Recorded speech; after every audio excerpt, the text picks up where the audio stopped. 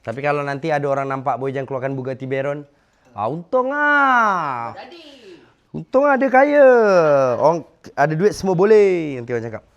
Kaya boleh lah. Kaya boleh lah. Ada duit semua boleh. Tapi sekarang duduk rumah dah makan cekodok. Tak hantar kat Boy Jan pula tu. Hantar kat Boy Jan sikit lah. Ni kerja lagi. Dah makan cekodok. Nanti kita kaya untung ah. Mana tak untung? Betul. Bos Daddy. Masa tak nampak dah senang baru macam itu. Ini. Tengok. Ini kan megah. Okey anak papa. Aku yang kerja nampak. Wah, sudah. Ni kan bos sebenar. Anak papa. Keluarga kaya. Bos tak pergi. Bolehlah keluarga kaya. Ha.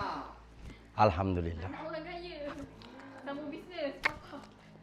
Penyambung warisan. Penyambung warisan. Warisan kita holding. Wasiat. Wasiat. Projek juta-juta. Alamak. Ha. Selalu ada skandal percintaan. Skandal percintaan. Tak ada masa untuk semua tu. Biasa pergi bercuti bos. Untung ah. Yang kaya tu, geng. Yang kaya dengan rasa syukur. Tiba. Biasa. Oh, orang gambar. Biasa kan dengan meja macam ni makan sarapan pagi. Kenapa tak pernah nampak bos makan sarapan pagi kat meja macam ni? Saya Boy Jan pun tak pakai meja ni. Salahnya dinner pun makan kat lantai.